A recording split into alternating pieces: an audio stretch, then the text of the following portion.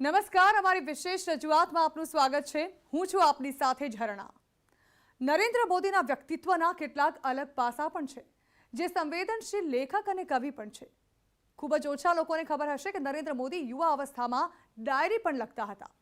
તેનાથી પણ નવાઈની વાત તો એ છે કે તેઓ આ ડાયરીના પાના સળગાવી દેતા હતા. ત્યારે નરેન્દ્ર મોદી આરએસએસમાં પ્રચારક તરીકે કામ કરતા હતા. 1975ના કટોકટી કાળ પર પણ નરેન્દ્ર મોદીએ સંઘર્ષમાં ગુજરાત પુસ્તક લખ્યું. આ પુસ્તક એટલું પ્રસિદ્ધ થયું કે ગણતરીના દિવસોમાં જ આ પુસ્તકની બીજી આવૃત્તિ છપાવવી પડી. એટલું જ નહીં, ઇન્ડિયન એક્સપ્રેસનું ચાંદની નામનું મેગેઝિન હતું, જેમાં નરેન્દ્રભાઈની નિયમિત વાર્તાઓ છપાતી. રાષ્ટ્રભાવના જગાડે તેવા ગીતો પણ લખાયા છે, જે ગીતો આજે પણ રાષ્ટ્રીય સ્વયંસેવક સંઘની શાખાઓમાં ગવાય છે. તે પણ ખૂબ જ ઓછા લોકોને ખબર હશે કે નરેન્દ્ર મોદી પ્રચારક હતા ત્યારે 7 દિવસ એકાંતમાં મન સાથે વાત કરવા માટે જતા રહેતા હતા. તેઓ દેવી માને જગત જનની તરીકે સંબોધિત કરીને પોતાના હૃદયના પેટાળમાં સંઘરી રાખેલી લાગણીઓ કાગળ પર સિંચતા. વિવિધ મુદ્દાઓ પર ચાલતી તેમની કલમમાંથી ટપકતા શબ્દો ઘણે અંશે ફિલોસોફિકલ હોવા છતાં ભારોભાર લાગણીથી નીતરતા હતા. કદાચ આ જ કારણ હતું કે તેઓ દર થોડા સમયાંતરે એક તાપણું પ્રગટાવતા અને પોતાની એ ડાયરીઓ તેમાં હોમી દેતા. તેમનો આ ક્રમ વર્ષો સુધી ચાલતો રહ્યો. મોડી રાત્રે બધા જ કામ આટોપ્યા પછી ડાયરીમાં લખું તો એ પ્રકારે ડાયરી નહોતી, સીધો જગતજનની માં સાથે હું સંવાદ કરતો હતો. પોતાની જ ડાયરીનો નાશ કરી રહેલા મોદીને જોઈને સાથે પ્રચારક નરેન્દ્રભાઈ પંચાશરાને આઘાત લાગતો. તેમણે નરેન્દ્ર મોદી પર રોષ પણ ઠાલવ્યો કે તેમણે પોતાના સર્જનની કદર કેમ નથી. મોદી એ ડાયરીને વધુ નુકસાન ન પહોંચાડે એ માટે તે મિત્ર બાકી બચેલી ડાયરીને પોતાની સાથે પોતાના ઘરે લઈ ગયા. બાદમાં આ ડાયરીના બચેલા પાનાઓએ જે પુસ્તકનું સ્વરૂપ લીધું તેનું નામ સાક્ષી ભાવ. આ પુસ્તકની પ્રસ્તાવનામાં મોદી લખે છે કે આ કોઈ સાહિત્ય રચના નથી. લગભગ 25 વર્ષ પૂર્વે ડાયરીના પાને વહેતી લાગણીઓની આ તો ભીનાશ છે. જગતજનની માને સંબોધીને લખેલા પત્રોમાંથી જે થોડા ઘણા બચી ગયા છે તેને સાચવવા મારા મિત્રે મને આગ્રહ કર્યો હતો. તેમના પ્રેમપૂર્વક આગ્રહના કારણે જે સચવાયેલા આ ભાવપુષ્પ તે મેં જગતજનની માને ચઢાવેલા તે આપના સમક્ષ રજૂ કરું છું. નરેન્દ્ર મોદીએ 25 વર્ષની જ વયે સંઘર્ષમાં ગુજરાત પુસ્તકનું આલેખન કર્યું હતું. ત્યારથી જ તેઓએ લોકશાહીના અધિકારો વિશે લખવાનું શરૂ કર્યું હતું. સંઘર્ષમાં ગુજરાત નરેન્દ્ર મોદીએ લખેલા આ પુસ્તકમાં 1975માં કટોકટી કાળનો ઉલ્લેખ છે. કટોકટી કાળ સાથે સંકળાયેલી જેટલી યાદો તેમનામાં પડી હતી તેને આ પુસ્તકમાં વણી લીધી. આ પુસ્તકમાં ઐતિહાસિક સંદર્ભ ઉપરાંત જન અભિયાન સાથે સંકળાયેલા વિવિધ વય અને વર્ગના લોકોની એકતા, સ્વતંત્રતા મૂલ્યો પ્રત્યેની તેમની પ્રતિબદ્ધતા અને શૌર્ય ગાથાઓનું નિરૂપણ જોવા મળે છે. બપોરના 12 વાગ્યા હતા. હું જ્યારે સ્કૂટરથી આરએસએસ ઓફિસ પહોંચ્યો તો જોયું કે બહાર એક પોલીસ વાન ઊભી છે અને તેમાં સંઘના નેતાઓ બેઠા છે. ઓફિસને પોલીસે ઘેરી લીધી હતી. મારું ત્યાં ઊભું રહેવું જોખમી હતું. મેં ફૂલ સ્પીડમાં સ્કૂટર ભગાવ્યો અને પોલીસને ચકમો આપી નીકળી ગયો. નરેન્દ્ર મોદીએ કટોકટી કાળ પર લખેલા આ પુસ્તક સંઘર્ષમાં ગુજરાતનું વિમોચન તે સમયના મુખ્યમંત્રી બાબુભાઈ જશભાઈ પટેલે કર્યું હતું. નરેન્દ્ર મોદી ત્યારે કોઈ મોટા લેખક નહોતા, પણ આ પુસ્તકમાં તેમની જે લેખની હતી, જે વિષાદ છણાવટ હતી, જેના કારણે આ પુસ્તક એટલું પોપ્યુલર થયું કે 2 મહિનામાં આ પુસ્તકની બીજી આવૃત્તિ છાપવી પડી. સંઘ પરથી પ્રતિબંધ હટ્યો પછી જ્યારે અને એ વખતે નરેન્દ્રભાઈએ આ એક લોકતંત્રના સૈનિકની હેસિયતથી એમણે આખું જે જોયેલું એને લઈને એમણે એ વખતે એમની યાદશક્તિ તો આજે પણ તીવ્રતા તરીકે કહેવાય છે, તો એ વખતે એમણે કોઈ પણ જાતની લખેલ નોંધ નહોતી રાખી એમણે, છતાં પણ કેવળ કાગળ અને પેનના આધારે એમણે આખો જે સંઘર્ષ હતો કટોકટી સામેનો એનું એમણે પુસ્તક લખ્યું, એનું નામ છે સંઘર્ષમાં ગુજરાત. એ વખતના જે તત્કાલીન મુખ્યમંત્રી હતા બાબુભાઈ જસભાઈ પટેલ, એમણે એનું વિમોચન કર્યું હતું.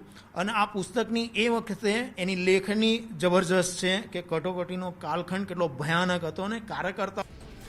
અંબાજીમાં મુખ્ય ચૂંટણી કમિશનરનું મોટું નિવેદન. મુખ્ય ચૂંટણી કમિશનર સુશીલ ચંદ્રાનું નિવેદન. ગુજરાતમાં ચૂંટણી સમય પર જ થશે.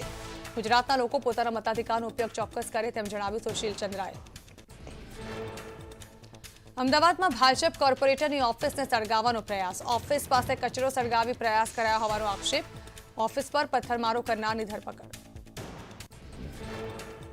કોર્પોરેટર પ્રકાશ ગુર્જરની ઓફિસ પાસે બન્યો બનાવ. ઓફિસ મેનેજરે નોંધાવી ફરિયાદ. ભુવેશ ઉર્ફે બમ રાજપૂત નામનો વ્યક્તિ પકડાયો. સુરતમાં ભાજપના રાષ્ટ્રીય મહામંત્રી તરુણ ચુગનું પંજાબની રાજનીતિ પર સ્ફોટક નિવેદન. કહ્યું કોંગ્રેસ કરી રહ્યો છે નિમ્ન કક્ષાની રાજનીતિ. દલિત મુખ્યમંત્રીને બનાવી દેવાયા નાયબ ચોકીદાર.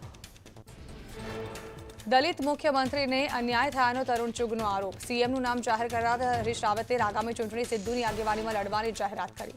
પાકિસ્તાની સૈન્યવાળા બાજવા સાથે છે સિદ્ધુના સંબંધ. એએમટીએસી બસમાં મુસાફરી માટે રસી લેવી જરૂરી. એએમટીએસી બસમાં ખાસ ચેકિંગ ઝુંબેશ હાથ ધરાઈ. મુસાફરોએ રસી લીધી હશે તો જ કરી શકશે મુસાફરી. શહેરમાં આવેલા નાના મોટા 283 બગીચાઓની મુલાકાત માટે કોરોના વેક્સિન જરૂરી. એએમસીની ટીમ સવારથી તમામ સ્થળો પર ચેકિંગ હાથ ધર્યું. લોકોએ પણ એએમસીના અભિયાનના વખાણ કર્યા. આ ટીમ વેક્સિનેશન સર્ટિફિકેટ ડાઉનલોડ કરવા પણ કરે છે મદદ. અમદાવાદના ટૂર ઓપરેટર્સે મહત્વનો નિર્ણય લીધો. ફરવા જવા માટે વેક્સિનના બંને ડોઝ લેવા જરૂરી. વેક્સિનના બંને ડોઝ લીધા હશે તો જ ઓપરેટર્સ કરશે બુકિંગ. મુસાફરોએ પણ નિર્ણયને આવકાર્યો. ધોરાજીના અનેક ગામોમાં ડેન્ગ્યુના કેસમાં વધારો. ફરેણી ગામમાં ડેન્ગ્યુના 60 થી 80 જેટલા કેસ નોંધાતા ગામ લોકોમાં ફફડાટ. જોકે આરોગ્ય વિભાગ ફક્ત ડેન્ગ્યુના 23 કેસ જ નોંધાયા હોવાનું કહેતું જોવા મળ્યું. રાજ્યમાં એક જ દિવસમાં ટીબીના 944 નવા કેસ. સામાન્ય રીતે રોજ 500 થી 600 નવા કેસ નોંધાયા છે. લીંબડીમાં સૌથી વધુ એક્ટિવ કેસની સંખ્યા. આરોગ્ય મંત્રી મનસુખ માંડવિયા દ્વારા એક્ટિવ કેસ ફાઇન્ડિંગ એક્ટિવિટી પ્રારંભ કરાઈ.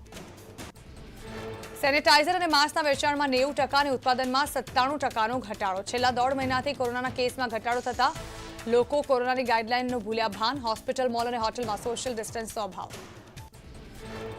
અમદાવાદ સ્કૂલ બોર્ડ ચેરમેન પદે સુજય મહેતાના નામની જાહેરાત. વિપુલ સેવક બનશે વાઇસ ચેરમેન. એએમસીમાં સ્કૂલ બોર્ડની બેઠકમાં નિર્ણય. નવસારીના Chikhli police station custodial death મામલે આજથી 3 દિવસ આંદોલન. ચીખલીમાં 2 ડીવાયએસપી, 5 પીઆઈ, 7 પીએસઆઈ સહિત 200 થી વધુ પોલીસ કર્મીઓનો કાફલો ખડકાયો. કેટલાય આંદોલનકારીઓને ધરણા પહેલા જ કરાયા ડિટેન. પોલીસ સ્ટેશનથી 500 મીટર દૂર બનાવેલા આંદોલનકારીઓના સ્ટેજ પોલીસે હટાવ્યા. ઘટનાને 2 મહિના બાદ પણ આરોપી 2 પોલીસ અધિકારીઓ સહિત 4 પોલીસકર્મી પોલીસ પકડથી દૂર.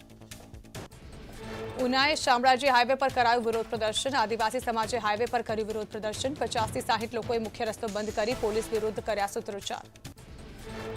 નવસારીમાં ચીખલી કસ્ટોડિયલ ડેથ કેસ ગરમાયો. વિરોધ મામલે ધારાસભ્ય અનંત પટેલની અટકાયત. ઉનાઈ ખાતે ધારાસભ્યના ઘરેથી અટકાયત કરાઈ. ચીખલી વાંસદા તાલુકામાં સ્થાનિકોનો વિરોધ. બરોડા ડેરીએ વડોદરા અને છોટાઉદેપુર જિલ્લાના દૂધ ઉત્પાદકોને ભાવફેર આપતા સાવલીના ધારાસભ્ય કેતન ઇનામદારનો વિરોધ. સર્કિટ હાઉસ ખાતે ડભોઈ, વાઘોડિયા, કરજણના ધારાસભ્ય સાથે યોજી બેઠક. ભાવફેરને લઈને કેતન ઇનામદાર ડેરી સત્તાધીશો સામે પડ્યા. ભાવફેરની જાહેરાત નહીં થાય તો ગુરુવારે ડેરીમાં હલ્લાબોલ કરવાની ઉચ્ચારી ચીમકી. બરોડા ડેરીમાં ભાવફેર મુદ્દાનો વિવાદ વધુ વકરે તેવા એંધાણ. ધારાસભ્ય મધુ શ્રીવાસ્તવ પહોંચ્યા સર્કિટ હાઉસ. સત્તાધીશો અને ધારાસભ્યો વચ્ચે વિવાદ. મધુ શ્રીવાસ્તવનું નિવેદન. વડોદરાના તમામ સભાસદોને ન્યાય મળવો જોઈએ. સાથે જ તેઓ કેતન ઇનામદારની વાતથી સંમત હોવાનું પણ જણાવ્યું. બરોડા ડેરીના પ્રમુખ દિનેશ પટેલનું મોટું નિવેદન. કહ્યું ડેરીએ પશુપાલકોને યોગ્ય ભાવફેરની રકમ આપી, પરંતુ હવે વધારે ભાવફેરની રકમ નહીં આપી શકાય. જો ધારાસભ્યોએ આંદોલન કરવું હોય તો તેઓ કરી શકે. મોડાસાથી ટિંડોઈને જોડતી રેલવે લાઇનને લઈને વિવાદ. 6 મહિનાથી વધુ સમય બાદ પણ વળતર ન ચૂકવાતા ખેડૂતો મુશ્કેલીમાં મુકાયા. 50 ગામોના 200 ખેડૂતોની જમીનનું કરાયું હતું સંપાદન. ખેડૂતોને ધિરાણ ન મળતા આર્થિક મુશ્કેલીમાં મુકાયા. 7/12માં જમીન સંપાદન અંગેની નોંધ થઈ જતા પોતાની જમીન વેચી પણ નથી શકતા ખેડૂતો.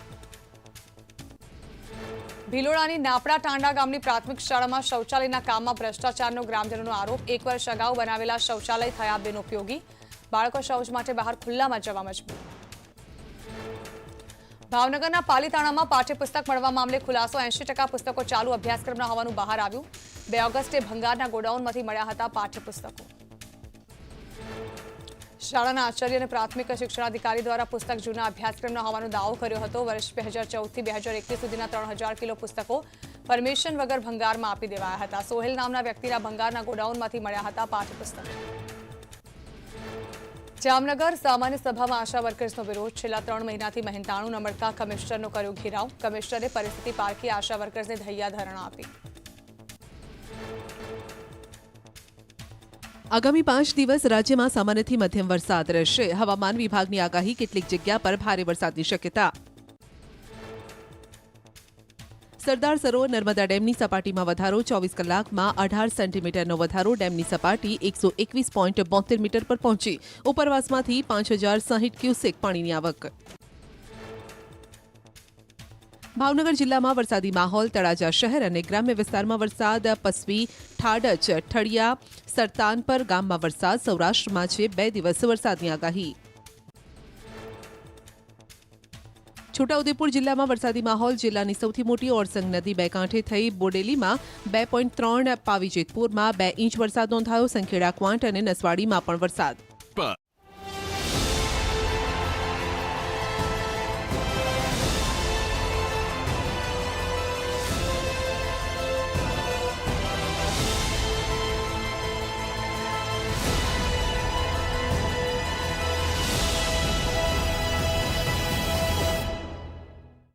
મોદી કુર્તા જે લોકોમાં ખૂબ લોકપ્રિય છે, જેને સ્ટાઇલ સ્ટેટમેન્ટ માનવામાં આવે છે. પણ આ મોદી કુર્તાની ડિઝાઇનનો આઈડિયા ક્યાંથી આવ્યો તે ખૂબ જ ઓછા લોકોને ખબર હશે. તે પણ કદાચ ભાગ્યે જ ખબર હશે કે નરેન્દ્ર મોદીએ અડધી બાયના કુર્તા સીવડાવવાની શરૂઆત ક્યાંથી કરી હતી. નરેન્દ્ર મોદીને મનની વાતનો વિચાર પણ પ્રચારક હતા ત્યારથી જ આવ્યો હતો. ત્યારે 7 દિવસ નરેન્દ્ર મોદી એકાંતમાં મન સાથે વાત કરવા માટે જતા રહેતા હતા.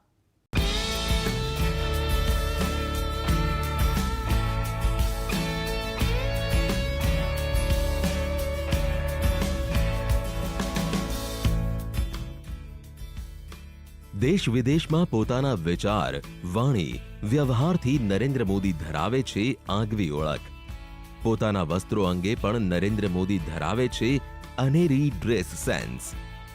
નરેન્દ્ર મોદી સાદગીપૂર્ણ વસ્ત્રોમાં પણ સ્ટાઇલિશ હોવાનું મોહક વ્યક્તિત્વ ધરાવે છે.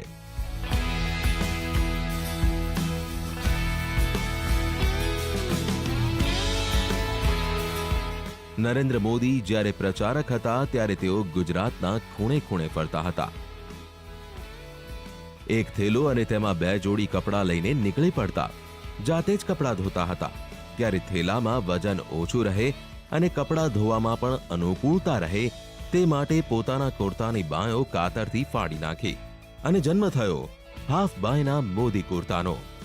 નરેન્દ્ર મોદીએ તે સમયે પણ પોતાના મિજાજ પ્રમાણે परंपरा थी कईक अलग विचार्यो. कपड़े धोता तो मैं सोचता था लंबी बाह के कपड़े तो इतना लंबा धोना क्यों, तो धोना कम करने के लिए मैंने उसको काट दिया खुद ने. दूसरा, मेरी बैग में वो जगह ज्यादा लेते थे और मुझे वो एक्स्ट्रा लगता था, कोई उपयोग नहीं लगता था. सभ्यता के लिए जितने चाहिए कपड़े उतना होना चाहिए, उससे अधिक क्या जरूरत है. तो मैंने खुद ने मेरी बाहों को काट दिया. फिर वो मैं उसी मुझे आदत हो गई, तो मैंने खुद ने इसको बनाया था और धीरे धीरे पता नहीं क्यों पिछले 10 साल से ये फैशन बन गया है. मोदी कुर्ता एक नॉन कुर्ता बन गया है और आज बाजार में बिकता है. દાહોદના સંગમ ટેલર્સમાં મોદી સેવડાવતા અડધી બાયના કુર્તા. આ તે જ દુકાન છે જ્યાં અત્યારે ફેશન બની ગયેલા મોદી કુર્તા પ્રથમવાર સીવાયા.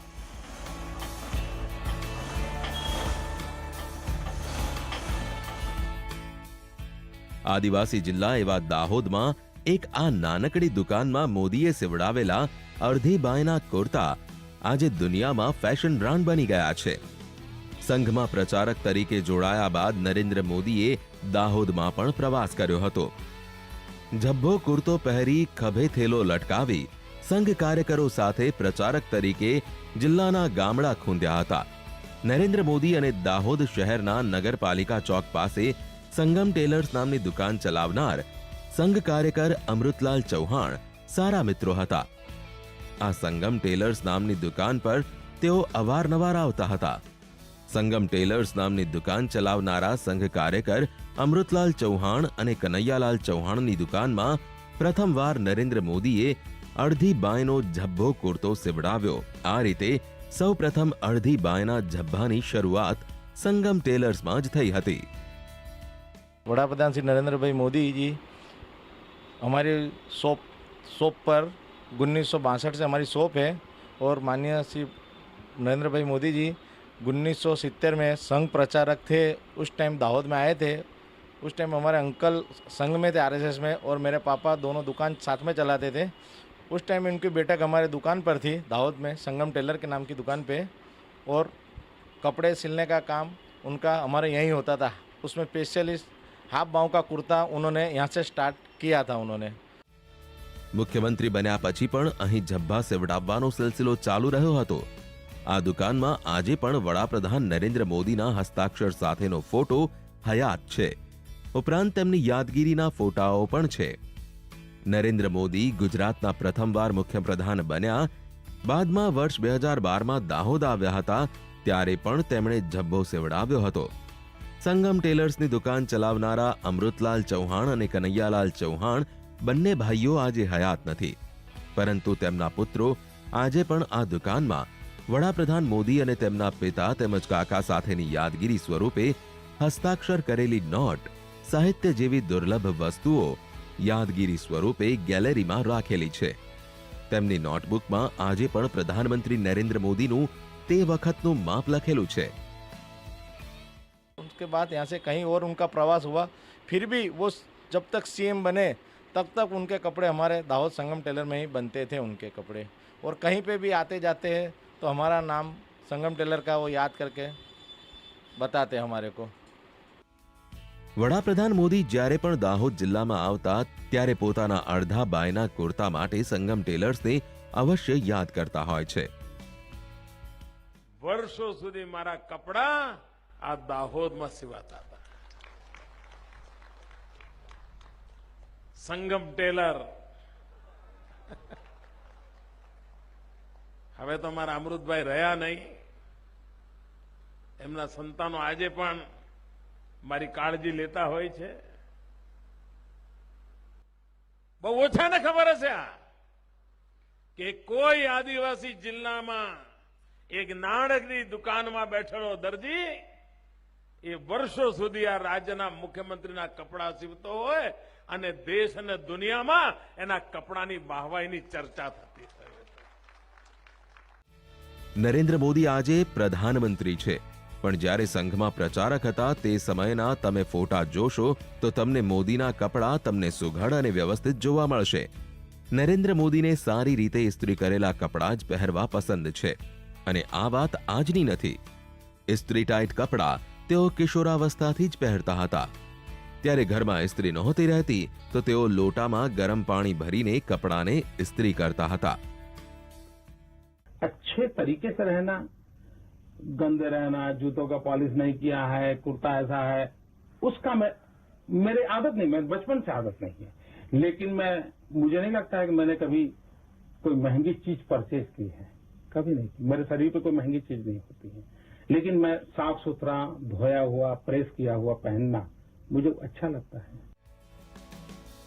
નરેન્દ્ર મોદીની 7 દિવસ મન સાથે વાત. નરેન્દ્ર મોદીની 7 દિવસની સાધના અંગે ઘણા ઓછા લોકોને ખબર છે. આ પણ તે સમયની જ વાત છે જ્યારે નરેન્દ્ર મોદી સંઘમાં પ્રચારક હતા. પણ દર વર્ષે 7 દિવસ માટે નરેન્દ્ર મોદી સમાજ અને સંગઠનથી એકદમ અલિપ્ત થઈ જતા હતા. નરેન્દ્ર મોદી 7 દિવસ એકલા વિતાવતા હતા. ક્યારેક જંગલમાં તો ક્યારેક પર્વત પર તો ક્યારેક દરિયા કિનારે. આ 7 દિવસ સુધી નરેન્દ્ર મોદી માત્ર પોતાની જાત સાથે વાત કરતા હતા, પોતાની આંતરિક શક્તિને જાગૃત કરતા હતા. 7 દિવસ સુધી ખુદના કામોનું અવલોકન કરતા, પોતાના ગુણો અને અવગુણોની યાદી બનાવતા, જેથી જીવનમાં આગળનો રોડ મેપ નક્કી કરી શકે. તમને આ તસવીરો યાદ હશે, જ્યારે નરેન્દ્ર મોદીએ કેદારનાથની ગુફામાં ધ્યાન લગાવ્યું હતું. વર્ષમાં એક વખત, જેમ આજે શબ્દ આપણે એમણે એક નવો આપ્યો મન કી બાત, પણ એ વખતે એ મન સાથે વાત કરવા માટે વર્ષમાં અઠવાડિયું જંગલોમાં જતા રહેતા અથવા કોઈ ગુપ્ત સ્થાન પર જતા રહેતા, સીધું સામાન લઈને, અને અઠવાડિયું ત્યાં જ રહેતા અને પોતાના મન સાથે પોતાના ભીતરની અંદર જેને કહે ને ભીતરમાં ઉતરીને વાત કેવી રીતે કરી શકાય જેથી એક આત્મશક્તિ જેને કહેવાય આત્મશક્તિ એ પ્રાપ્ત કરી શકે. તો એના માટે સીધું સામાન લઈને અઠવાડિયું જતા રહેતા. આજે નરેન્દ્ર મોદી દેશના લોકો સાથે મનની વાત કરે છે, પણ પ્રચારક હતા ત્યારે ખુદના મન સાથે વાત કરતા હતા, ખુદનું અવલોકન કરતા હતા, પોતાના સંકલ્પોની સમીક્ષા કરતા હતા. અને આ સિલસિલો સંઘમાં અને પછી ભાજપમાં આવ્યો તો પણ કેટલાય વર્ષો સુધી ચાલતો રહ્યો.